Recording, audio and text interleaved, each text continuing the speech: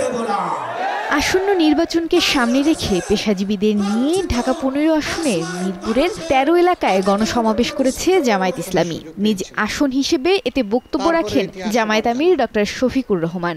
বলেন, দেশে শোষক শোষিত এমন বিভাজন মানুষ আর দেখতে চায় না। হাজার মাইল দূরত্ব থেকে এসে পশ্চিম পাকিস্তানের লোকেরা আমাদেরকে শোষণ করেছে। এখন আমরা নিজেদেরকে শাসন করব, আমরা শোষিত হব না।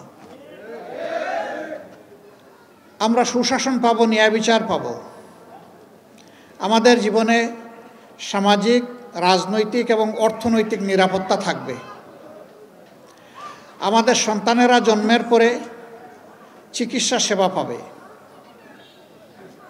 একটু বড় হলে তারা সুশিক্ষা পাবে, আর একটু বড় হলে তারা উপযুক্ত কাজ পাবে।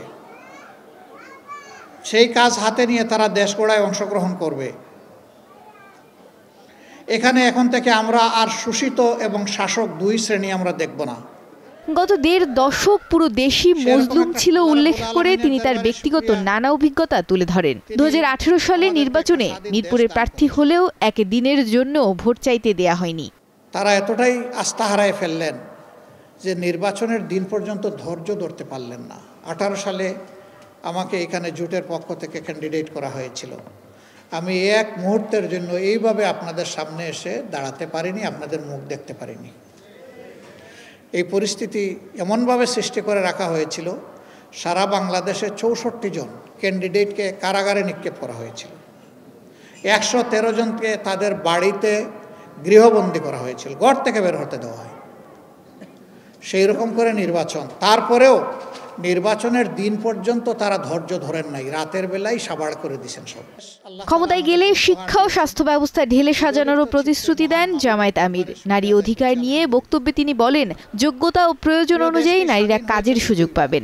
কেউ যদি চৌকও না ডাকেন, মুখও না ডাকেন, জামাত ইসলামে কাউকে জোর করে বোরকা পরাবে না। এই কল্যাণ রাষ্ট্রের সৌন্দর্য উপলব্ধি করে আলহামদুলিল্লাহ আগ্রহী হয়ে মারাই তারা সৌন্দর্যের শালীন পোশাক তারা কবুল করে নেবেন ইনশাআল্লাহ। কাউকে বাধ্য করা হবে না, দরকার নাই। ইসলাম কোনো ব্যাপারেই কাউকে বাধ্য করে না। এটা ঘরে, চলাচলে, কর্মস্থলে, সব জায়গায় এটা নিশ্চিত হবে ইনশাআল্লাহ। যে দল সুষ্ঠু নির্বাচনে ক্ষমতায় আসবে তাদের স্বাগত জানানোর কথাও জানান জামায়াত আমির ডক্টর শফিকুর রহমান। এই নির্বাচনের মধ্য দিয়ে যে দল আসবে, মৌমিতা মৌ, স্টার নিউজ, ঢাকা। ঠিক অনুরূপভাবে আমরা